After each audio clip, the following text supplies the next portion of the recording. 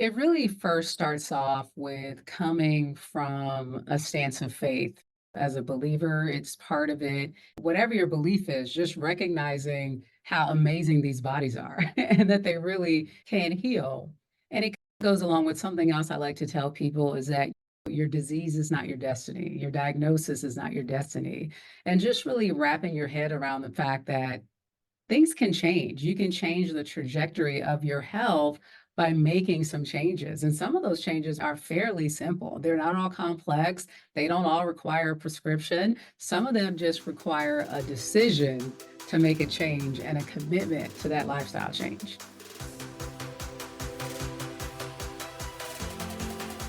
Welcome back, listeners, to the Menopause Disruptor podcast. I've been saying this a lot lately, and I really, truly mean it. If you're new to this show, welcome. So glad you found me. And if you're a returning listener, thank you. Thank you for continuing to tune in, be an avid listener, and please share with a friend so we can grow an audience. The more information we can spread, the more knowledge we are sharing, the more empowered women are going to be in their menopause journey and the years beyond. And today's guest, well, I am truly excited to introduce Dr. Malaika Woods. Dr. Woods is a dedicated expert in bioidentical hormones, integrative and functional medicine, and she has a remarkable journey that has shaped her passion for empowering others on their health journeys.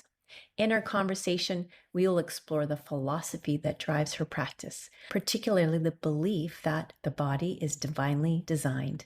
Dr. Woods will explain what that means to her and how it influences her holistic approach to healthcare. Dr. Woods is a strong advocate for the body's incredible capacity to heal itself, and she will elaborate on the methods that she uses to help her patients tap into that potential. We'll also dive into the significant role nutrition plays in her practice, as she firmly believes in the mantra, food is medicine. Amen. Dr. Woods will share how she empowers her patients to take charge of their well-being. For those curious about bioidentical hormone replacement therapy, Dr. Woods will walk us through and explain why it is considered safer and more effective. And additionally, we'll explore the individualized treatment plans she develops based on the root causes identified, as well as the types of chronic diseases that have shown improvement with bioidentical therapy. So if you're skeptical about the benefits of hormone therapy, she'll have some insightful words just for you, as well as a key message that she hopes our listeners will take to heart. But before we begin, here's something you need to know about Dr. Malaika Woods. She is duly board certified with the American Board of Obesity Medicine and the American Board of Obstetrics and Gynecology. She's also a certified practitioner with the Institute of Functional Medicine and has a certification in bioidentical hormone replacement therapy for men and women.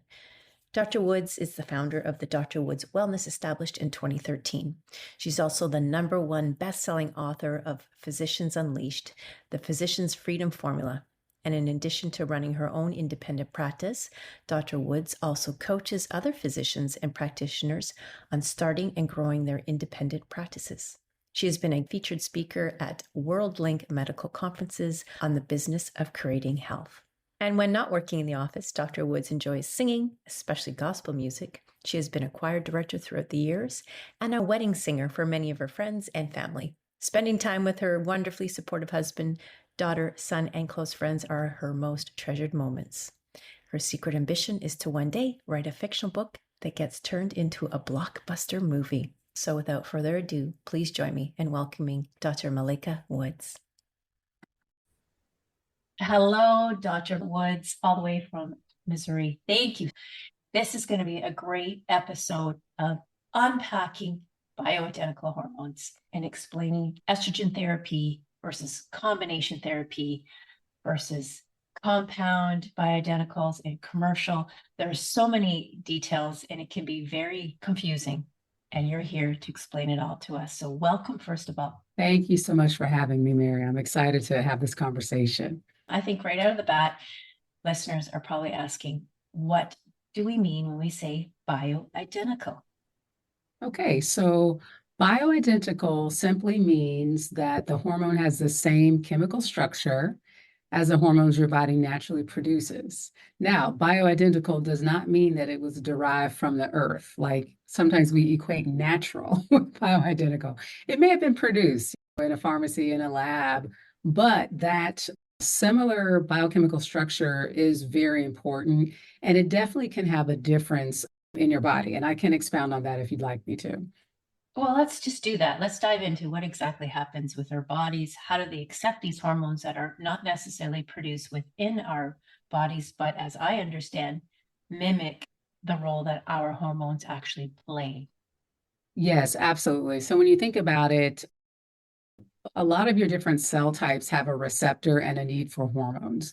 And so if you have a bioidentical structure, meaning the exact same structure, it can take the place of the hormones that are typically lacking in some woman who's going through menopause. The hormones are declining at that point. A prime example to really illustrate the difference between a bioidentical and a synthetic hormone, and I think this is important, if we take progesterone, for example. So progesterone is the bioidentical version. I call progesterone my secret weapon hormone, Mary, because it has two really important benefits. It has a natural sedative effect. And how many women do we know in the menopausal age range are having trouble sleeping? Sometimes it's due to night sweats, Right. et cetera. But one of the confounding factors is actually declining progesterone. So progesterone has a natural sedative effect. It can help you sleep. Progesterone also has a calming effect. It can help with the mood. And how many women are having more anxiety, more depression, et cetera. Progesterone can play a positive role in that area. And progesterone literally works on the GABA receptors, which are those kind of calming neurotransmitters on the brain. So those are the benefits of progesterone. Okay. So, can we take progesterone alone and explain to us why we should have estrogen with progesterone when we still have a uterus? Absolutely. So you can take progesterone alone, even if you do have a uterus. However, you should not take estrogen alone if you do have a uterus. And so I use the analogy of estrogen and progesterone as far as their effects on the lining of the uterus. Think about estrogen as like the fertilizer for the lining of the uterus, and progesterone is like the lawnmower. So they balance each other out as far as the growth of the lining of the uterus. And in a menopausal woman, you don't want unfettered, uncontrolled growth, which is what you could potentially have if you're only taking estrogen without the balancing effect of progesterone. And actually, in a worst case scenario, there's a risk of what's called endometrial cancer, which is cancer of the lining of the uterus, if you're taking estrogen without what we call opposing or complementary progesterone. So, this is a really good, important point to explain. And I think this goes back to understanding the sexual reproduction role of the body. And this is outside of menopause. This is when we're still in our prime reproductive years, whether we have children or not, what estrogen does to prepare the body for a pregnancy, and then what progesterone does to either support that pregnancy or to turn the system off when it says, okay, there was no fertilization. And so we have to go right back to another 28, 35-day cycle. Maybe we should take a step back and help our listeners understand that, because many of them are probably still cycling, although they're experiencing perimenopause symptoms, but they're still cycling.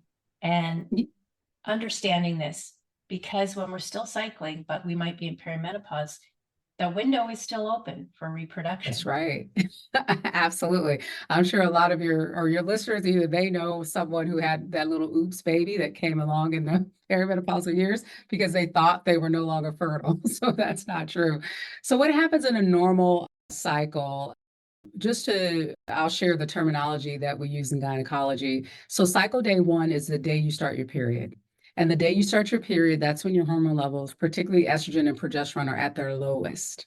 So then we have that mid-cycle surge. That's when the luteinizing hormone is released from the brain, which releases an egg. And in between cycle day one and cycle day 14, we're assuming a typical 28-day cycle, estrogen and progesterone are increasing. The lining of the uterus is getting thicker. It's getting more blood supply, getting ready to house a fertilized egg. That's what's happening at that time. Then we have release of the egg or ovulation. And if that egg is not fertilized, then those hormone levels decline. When those hormone levels start to decline, that's when you get the withdrawal bleed. So the hormones are essentially taken away, and that's when the period happens again. So that's what's happening in a normal cycle. This is really critical for me to understand this as well, because you said luteinizing hormone. I know Yes. the terminology, LH. And then there's also FSH. Right. The reason why I wanted to draw attention to LH and FSH, the follicle stimulating hormone, is because I've heard from many women, and I get asked this question: shouldn't I be doing lab tests, blood tests, saliva tests, urine tests to see where I am in my menopause or perimenopause phase, to know if I should be taking hormone therapy or not? Oftentimes I'll say, you are your best judge. You are observing your body. Will other tests reveal anything that should be known before you go onto hormone therapy? I'm not necessarily a believer in that. I believe in charting and cycling, and mapping out your cycle and seeing where you are throughout the month, as you explained in that 28-day cycle, and see where your mood is, and see what's also happening with other physical changes in the body, whether it's breasts are swollen or pain in the pelvic area. But I have said to them that sometimes the FSH and the LH levels can give a pretty good indication where you could be in your perimenopause phase, which is everything that leads up to that one day in that line in the sand, that one day when we stop menses altogether for 12 months. So could you explain to us then what is happening with FSH levels and LH levels when hormones start to shift and the body is going through perimenopause? So one thing that I say all the time, Mary, is this idea that your body is divinely designed and has a great capacity to heal. And in that divine design, there's so many messages and what we call negative feedback loops. This is what we learned in endocrinology. So basically, when your hormone levels are rising and falling, typically when you're in your reproductive years, those hormone levels keep FSH mostly on the low side or suppressed. And so when your ovaries are starting to decline in their function and you're making less estrogen and progesterone overall, the FSH starts to rise. And so when the FSH gets higher, it's actually an indication that your hormone levels are lower. And most standard labs say around an FSH of like 23 to 24 and higher, that is quote unquote the postmenopausal range. Now, keeping in mind what you said, Mary, clinically though, we define menopause as a year without a period. So it's not, we don't really define it based on the FSH, but that does give us some information. And I do like to look at labs and I like to follow those because also when we give treatment, we can see that FSH start to come down. So it's just a marker that we can follow, but it's definitely not necessary. And for traditional, conventional OB-GYNs, they don't look at labs. Now, I'm functional medicine and a BHRT specialist, so I do. But the traditional OB-GYN is just going to say, we're going to treat you based on symptoms, not based on your labs. And the majority of women are not going to be able to have access to someone with your skills, your background, and expertise in functional medicine. And they're just going to refer to the regular OBGYN, which typically, unless they do specialized training, certainly here in Canada, the statistics are pretty low of how many OBGYNs actually have a specialized training in menopause. And so it's like that blanket, oh, you must be going through perimenopause if you're feeling this and this. But I think a lot of women would just like that little extra reassurance, be it a lab test, to know whether they should be taking the next step into taking hormone therapy, bioidentical hormone therapy. So I want to go back to that topic and give the listeners that reassurance that one, bioidentical hormone therapy is actually very effective. And even the North American Menopause Society encouraging and promoting it as almost like the first line of defense to get on it sooner rather than later because of brain health, health, bone health to address bone density loss. So I would like to hear from you as a functional medicine specialist, what we can tell women, encourage women who don't have access to you, Dr. Woods, or someone in your field of specialty, how to approach the decision-making around starting hormone therapy. Absolutely. So first of all, I would say seek counsel with your physician. your gynecologist or family medicine physician. I think especially in the OB-GYN world, they are starting to move back to being more comfortable with hormones. And I will also make this distinction too, Mary. Bioidentical hormones are not solely from compounding pharmacies. So you can get bioidentical hormones that are commercially prepared. And those are the ones that your traditional doctor is going to be more comfortable with. And definitely, I would say if you can get on bioidentical hormones in any way you can, then that should be your first choice. And I think more, again, gynecologists are understanding that and leaning that way. And to your point about all the benefits of, let's just say estrogen, for example, a book on my shelf here over my shoulder is called Estrogen Matters. So for those who want to read a little bit more and to get even further assurance about it, Estrogen Matters is written by Avram Blooming, a male physician. I believe he was a cancer doctor, and he went down the rabbit hole of estrogen because his wife was going through menopause and he was trying to figure out, is this safe or is it not? And so he gives a lot of great data. But just to sum up some of like what you said, what we know is that estrogen reduces the risk of osteoporosis by about 30%. That is huge. When you think about the fact that if someone breaks a hip, we know statistically and from research, their quality of life declines and even their risk of death increases fairly sharply after a hip fracture. So to have strong bones is important. Another thing to note along those lines, Mary, is that of all the treatments we have for osteoporosis, osteopenia, all of those, what they do is that they stop further bone loss. The only thing that helps to rebuild bone, as far as I know up to this point, is estrogen. It actually rebuilds bone. All of these other treatments, which have all their other side effects, only stop further bone loss. And I think that's really important. We see the risk of colon cancer reduced by about 30% in women on hormone replacement. And then the reduction in heart disease is 30 to 50%. And then dementia, Alzheimer's. So there's so many benefits to estrogen, even outside of symptom relief. Wow, that's incredible to know that. And I'm really glad that you've talked about the quality of life that can happen due to a fracture, a hip fracture being the name. Yes. Really big one. It's really important that I take this pause right now and let the listeners know it's not your fault. It's not something that you are doing wrong or a lack of doing something. This is a natural aging phenomenon, if you will, losing bone density. And there are things that you can do, and we're going to get back to that, but there are things that you can do to address that. And I'm really glad you mentioned just how strong an effect that estrogen therapy can have on building the bone. I did not know that. I knew it supported it because it has a neuroprotective effect for the brain.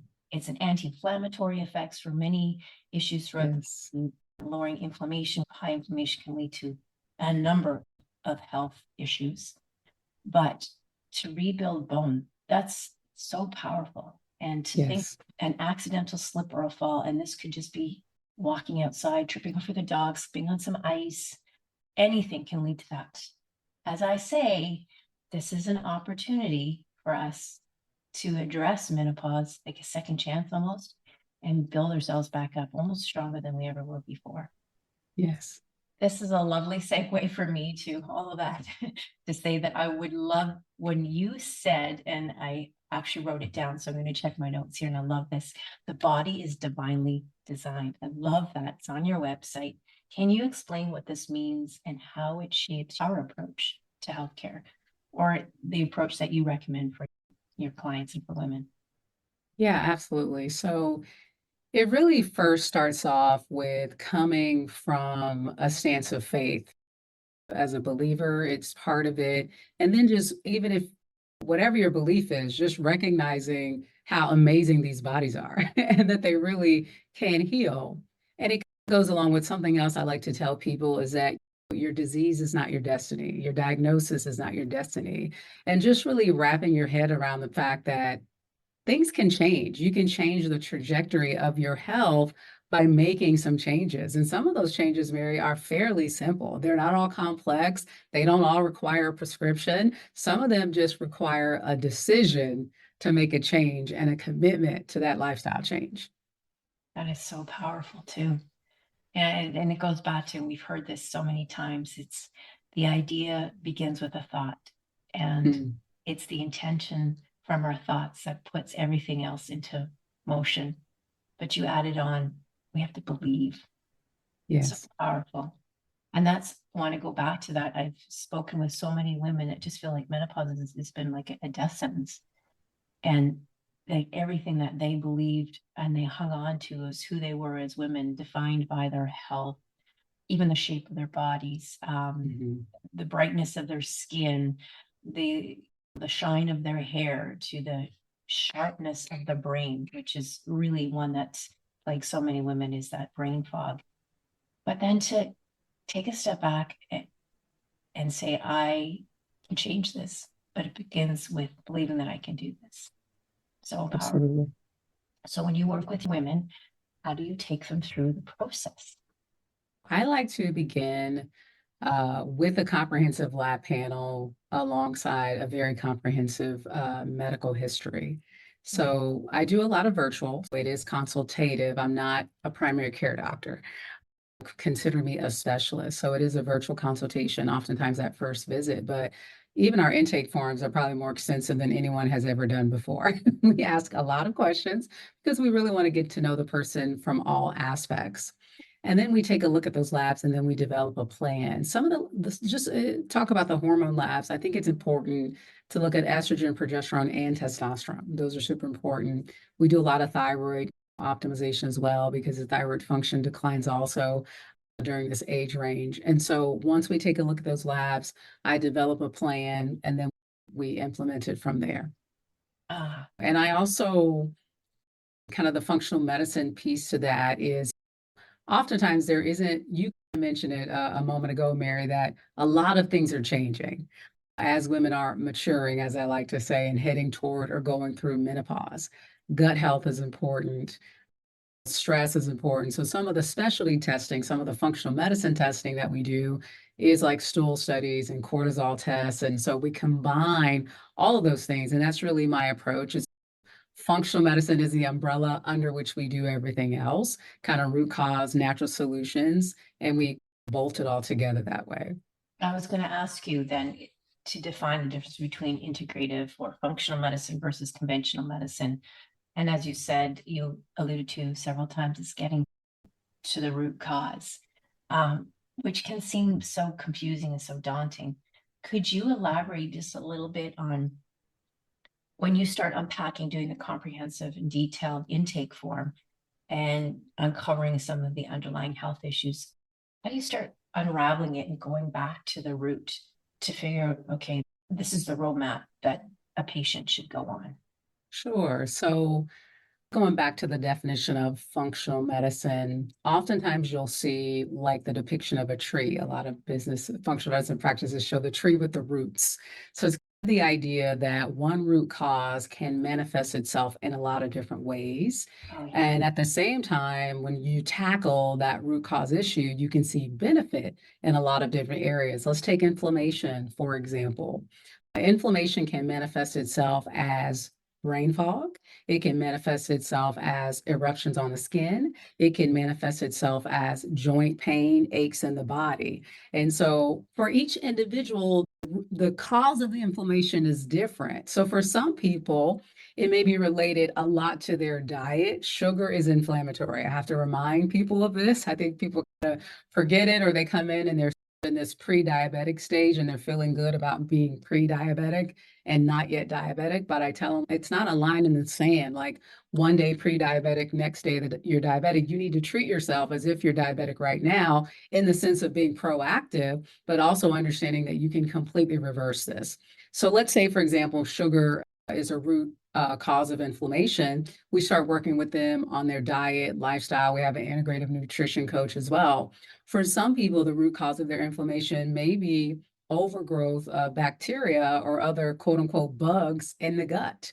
And so we do a specialty test, identify those, work on a program to get rid of those. And that's another way that we tackle that inflammation. And as we tackle those different triggers of inflammation, I like to say, then we see the manifestation and the benefit in a lot of different areas. And certainly having trouble burning fat, one of the root causes can be inflammation again, because when your body is inflamed, your body's trying to protect you. So it will take a lot of those inflammatory factors and shove them into your fat cells just to get them away from the rest of the body.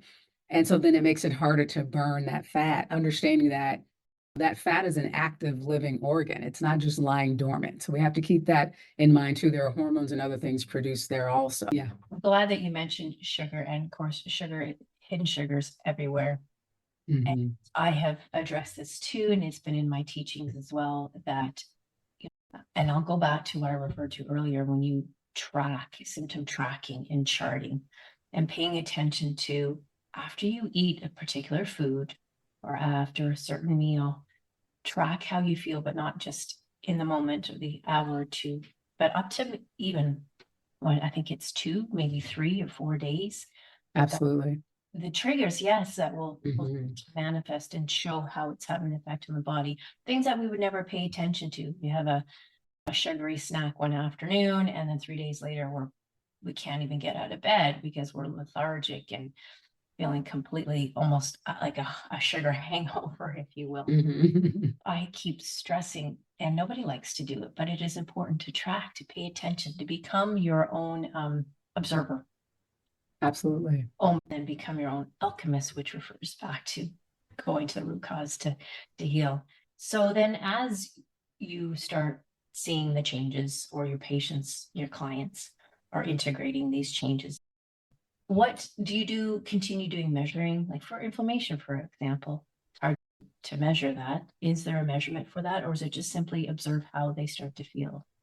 There's a couple of labs that I like to look at pretty regularly. One is called C-reactive protein, HSCRP, highly sensitive C-reactive protein. It's just a general marker for inflammation in the body. I do like to monitor that. I like to monitor homocysteine, which is a marker for inflammation, also has a relationship to cardiovascular disease risk. Those are the top two that I monitor fairly frequently. And then definitely we look at symptom relief as being a positive sign that things are getting better. And then for those that we are doing specialty testing, sometimes we will go back and look at some of those specialty tests, like do a repeat as well. These specialty tests, do they cost your clients, or can they get prescribed by their doctor? So, yeah, these specialty tests are not going to be ordered by your family doctor or anything like that. You're going to have to go to a functional medicine specialist. There are potential avenues where you can get it on your own, but I think it's best to do it under the guidance of a functional medicine specialist so you can get the interpretation also. Right. And perhaps one day we'll see in the future that these tests will become standard for general health to help patients navigate through the changes in their body. You may be more hopeful than I am. I don't think so. I'm like, if we could just get people to make some healthier choices, lifestyle choices, that would probably be the first step. I can't imagine that the conventional medical world is going to be like, hey, everybody gets a stool study. Like, I don't think they're going to do it, Right. unfortunately. Right. Well, I am holding out great hope that our healthcare system will one day have a shift. But I will say that it's been slow, but there are now more advanced approaches and conversations around women's hormone health like never before. And I'm just super excited to see the rise of many notable leaders in this field. You mentioned one, Avon Blooming and Carol Tavris, who've written the book Estrogen. Mm-hmm. It's on my bookshelf as well, along with Dr. Lisa Mosconi, of course, with the menopause brain. And we have Dr. Mm-hmm. Claire Weaver and Dr. Sarah Godfrey. It'd be so great with them. But now you've come along and highlighted to us your specialty as in functional medicine. I want to understand better, because I always feel I have a better attachment to the person I'm listening to, or someone I would consider going to see, what their backstory is, what led them down this route. So tell us about your backstory. Why did you follow into functional medicine? And more importantly, what change are you hoping to see that will make for women's health? Absolutely. So, just to give you the quick version of my backstory, actually, eighth grade honors biology class. I had a really cool instructor, Mr. Fluke, former military guy. He would play with mercury. Anyway, we had a section where we studied reproductive health. And I just had the thought in eighth grade that it would be neat to deliver babies. So I took that thought all the way through. Fast forward 2011, I'm in a busy OB-GYN practice, supposedly living the life of my dreams, but I was overworked, being told I needed to see more. I was a year out from having my second kid. I was significantly overweight, 240 pounds. I was reaching in the pantry for anything to provide comfort because I was stressed. So I knew I needed to do something with my own health. I needed to make a decision as far as my career was concerned as well, because I felt like I was on the hamster wheel. So then I left that group a year later and started my own practice in 2012. And from there, I was just doing regular OB-GYN, a little bit of weight loss on the side. I got board certified in obesity medicine and I lost 60 pounds from 2011 to 2013. So I went on my own personal health journey. That was part of it as well. And as I was doing weight loss, I had patients coming in and telling me how great they were feeling on these hormones, these bioidentical hormones, which even as a board certified OB-GYN, I realized I knew nothing about bioidentical hormones. So I started taking courses, got certified with that. And then my good physician friend, who I co authored the book Physician Unleashed with, one day, again, this was about 2013 or so, she mentioned functional medicine. She's from California. They're up on things quicker than the Midwesterners, such as myself. I was like, what is functional medicine? I've never heard of it.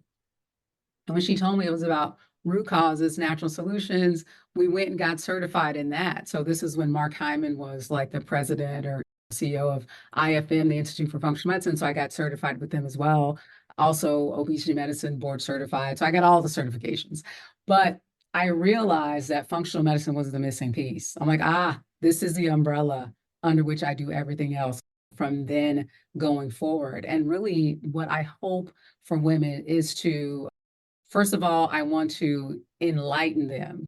Well, I call this my E3 method, right? Enlighten them so that they are aware of what's going on, so that they are aware that there is even a solution. There was a period of time, especially right after the Women's Health Initiative, that big study, where women just thought they had to suffer through menopause. So I want to enlighten them that there is something that they can do. Then I want to empower them with what they can do and what those steps need to be. And then I want them to be energized and go out and help others, because we know that women are the backbone of the household, the community, if I may say that. And so we need our women to be feeling great, to be sharp in the mind, to be feeling good about their body, to be energized so that they can go out and take care of the kids. And also, menopausal women are also that sandwich generation, right? Where they may have ailing parents and they're taking care of kids. So they've got to have all of everything as optimized as possible to be able to do all the things that they have to do. Amen to that. You hit on so many key points right there.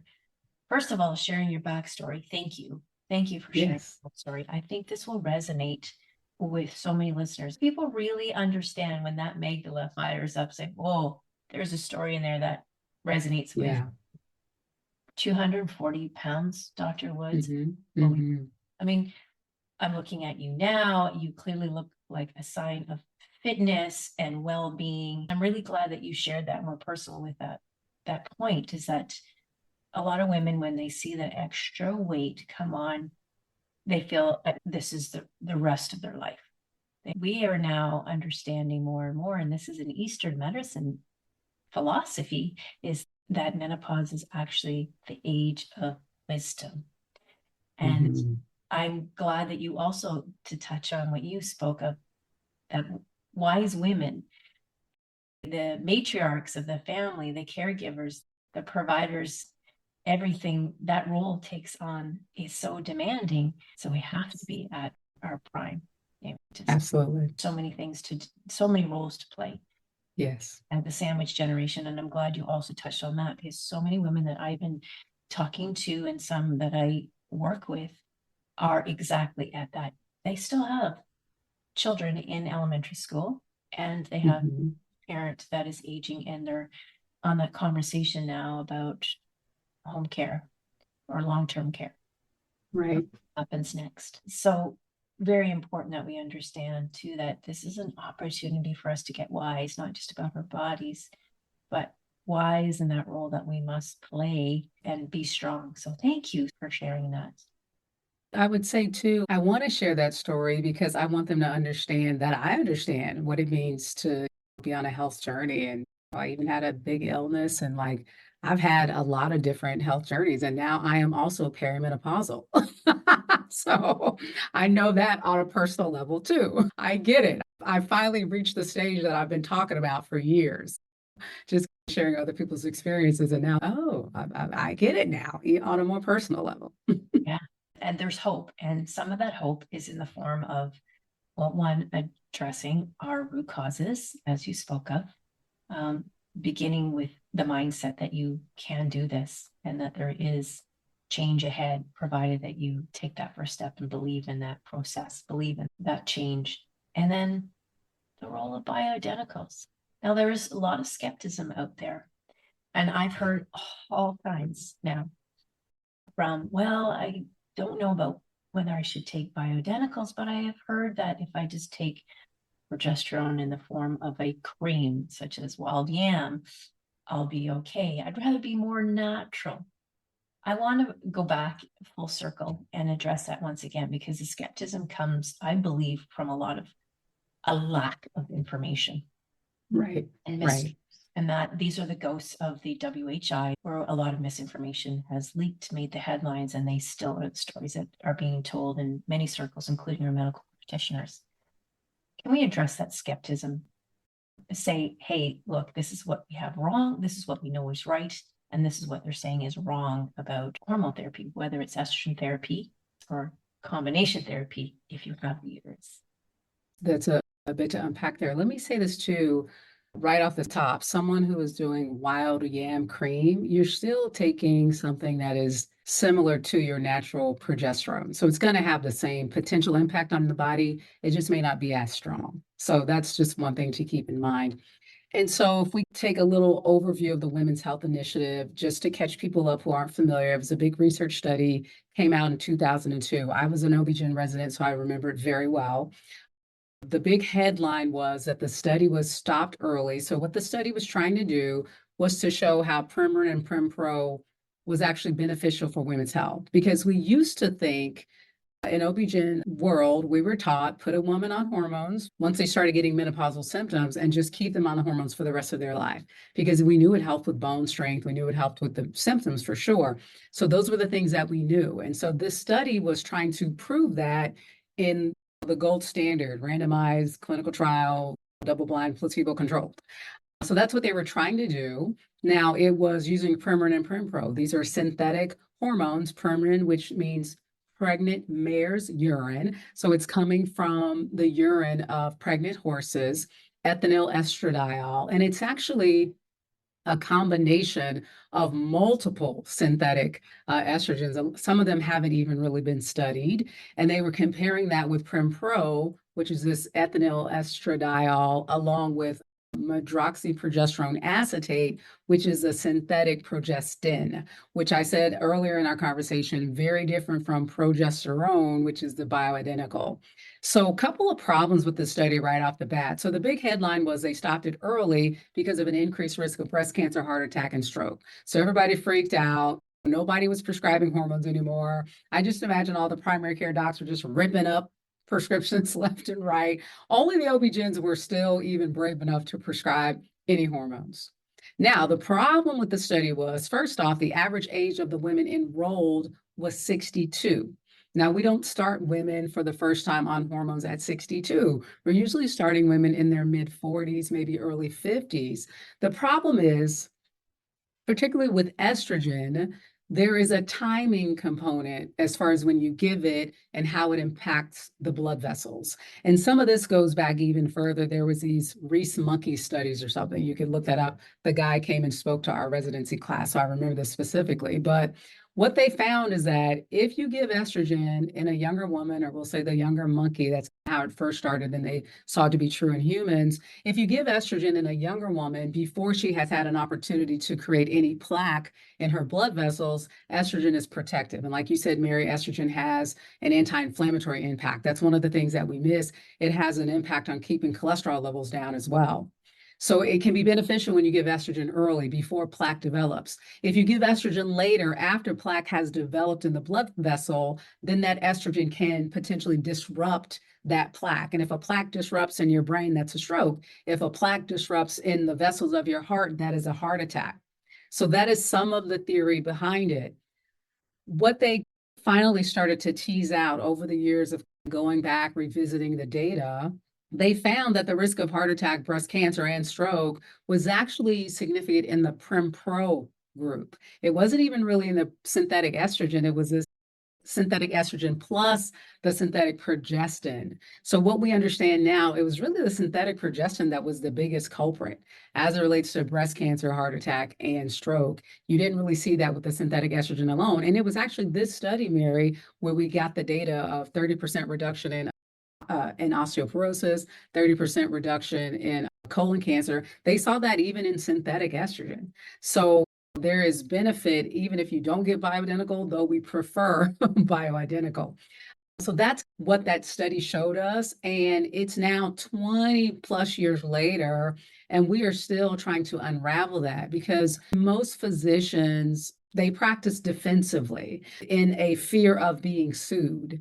And so, because that is in the back of the mind of all of the physicians nowadays, they're still afraid to prescribe, even though the North American Menopause Society is now recommending and advocating for hormones, but the damage psychologically has been done, not only to the public, but also to the physicians. And so that's why it's hard to find someone who is brave enough to prescribe these medicines, even when we have a book like Dr. Blooming, Estrogen Matters, which outlines all the good data. Like we had good data before Women's Health Initiative, we've got good data after, but most doctors aren't diving into that to really understand it and be comfortable with it. Wow.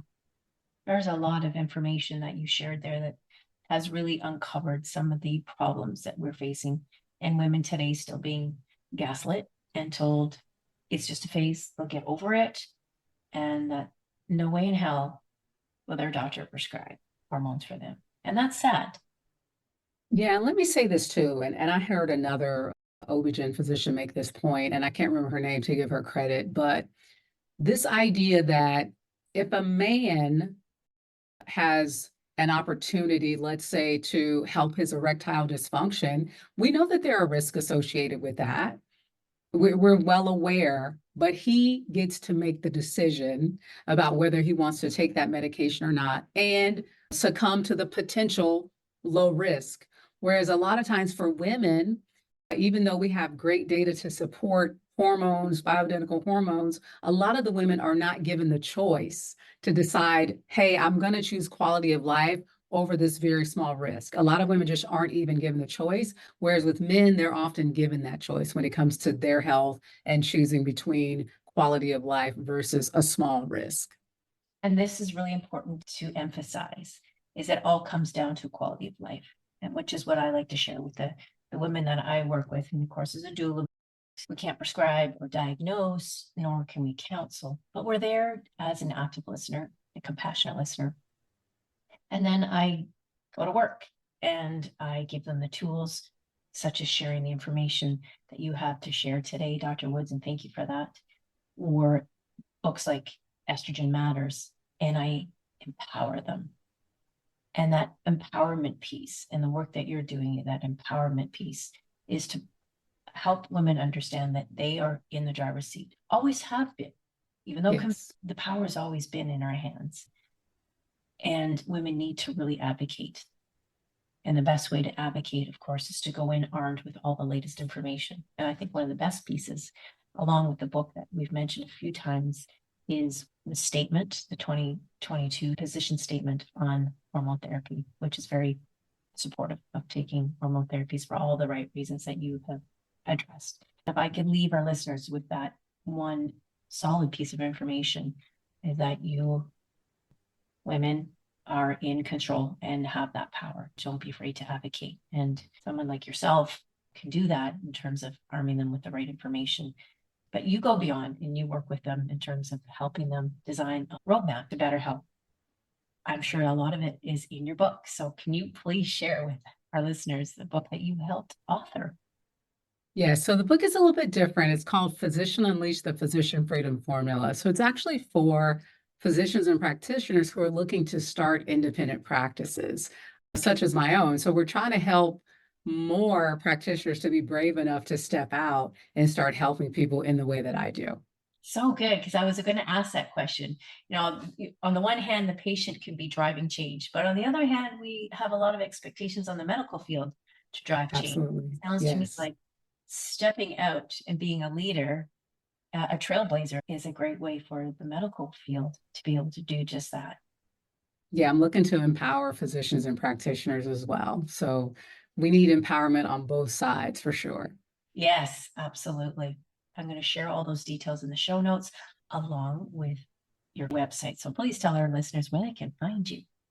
Absolutely. So my main website is drwoodswellness.com. You can check me out there. I also have a private Facebook community called The Natural Hormone Fix, and you can just search that on Facebook and join. I go live in there every week talking about functional medicine, hormones, all of that.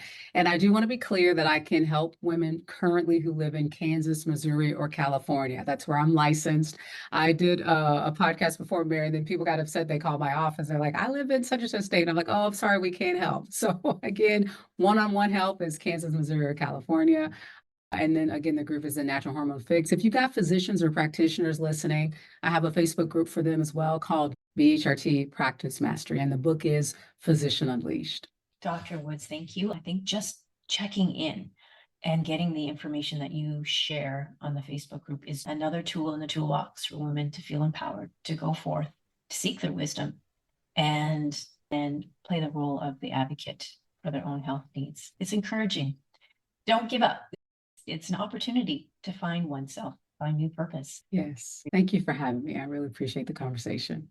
Such an informative episode with Dr. Malaika Woods. I truly do love conversations about options and empowerment. And Dr. Malaika Woods really unpacked some of the issues that we saw with the Women's Health Initiative, the WHI, that was abruptly halted in 2002, and more options that we have available, bioidentical hormone therapy, as well as lifestyle changes. Here are my key takeaways. First and foremost, knowledge is power. The more educated we are in hormone health and on options for symptom management, the better position we are in to advocate for our health needs. Ultimately, shared decision-making with your healthcare team is the best option. Why? It puts you in the driver's seat, but it also ensures effective communication with your healthcare team and reduces stress, tension, anxiety, and resistance. And we don't need any more stress in our lives. Number 2, BHRT, bioidentical hormone therapy, or menopause hormone therapy, is a safe and effective option. Understand its benefits and methods of administration, types of therapy, and availability, be it compounded or commercial. That way, you have more options to discuss with your general practitioner. Number 3, lab tests are helpful to know where you might be at in your menopause. For example, follicle stimulating hormone and luteinizing hormone, which are reproductive hormones that play a key role in the menstrual cycle function.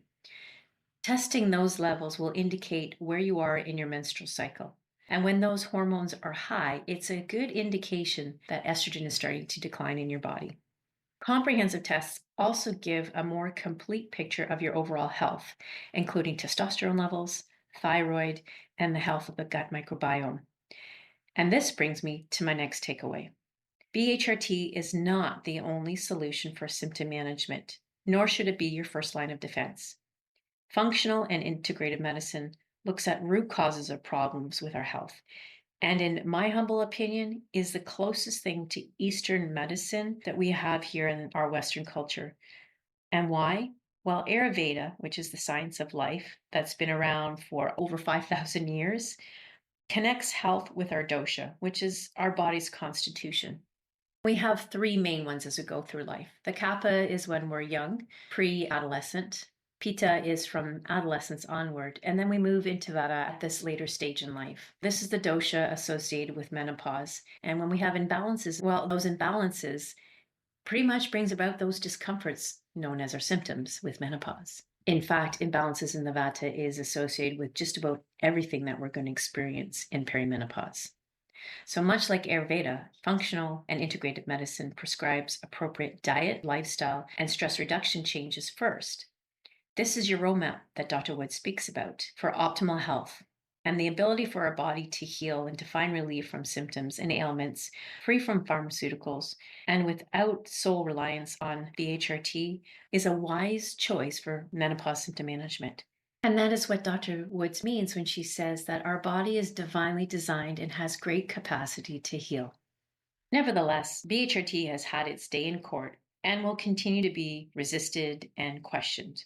Synthetics were to blame, but so was the entire structure of the WHI that was abruptly halted in 2002. If BHRT is on your radar, coupled with key protocols including nutrition, exercise, sleep management, and stress reduction, get educated. I've included a link to the Menopause Society's 2022 position statement on hormone replacement therapy. Take it to your doc if they are skeptical or resisting to hear your case. You know, a good lawyer doesn't walk into the courtroom to plead his or her case without facts and evidence, and nor should you. Know your facts and use your symptom charting and lab tests as the evidence. Which brings me to my very first point. Knowledge is power. However, the application of knowledge, that is wisdom.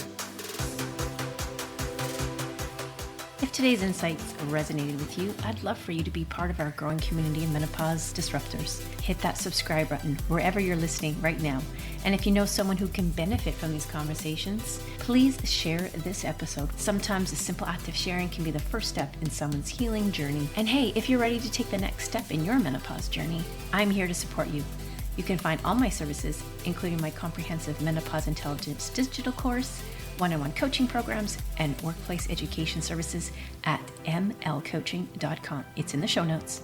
Follow me on Instagram at Menopause Disruptor Podcast, where I share tips, insights, and real conversations about navigating this transformative phase of life. Let's continue to disrupt this menopause conversation together. Remember, midlife should be the best life, and it will be. Namaste. Wait 1 second. Before you go, there's one last thing I want to share. I don't want your menopause to limit who you are at this pivotal stage in life. I also don't want you to feel stuck in your transition with no clue where to begin.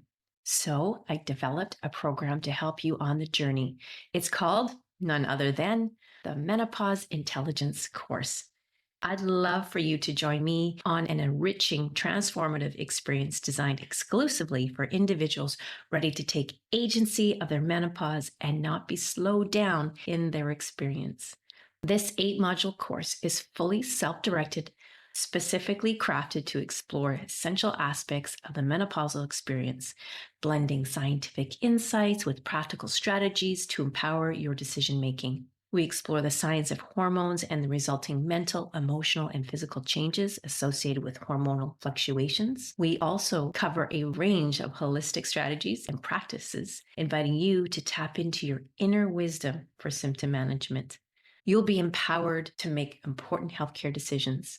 Experience the power of shared decision-making. Together with your healthcare team, you'll craft a personalized management plan that respects your unique needs and values. You deserve to have your voice heard and to participate actively in your health journey. Say goodbye to feelings of shame, embarrassment, or isolation. Own your journey. Gain mastery over your menopause experience. Face symptoms with confidence at work, at home, transforming what can be a challenging time into an opportunity for growth and celebration. This course is about enhancing your overall quality of life with knowledge and purpose and a fresh new perspective on your menopausal transition.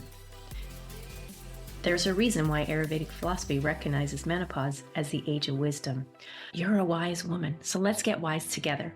Head on over to the link in my show notes to learn more and enroll today. I can't wait to have you be a part of this community.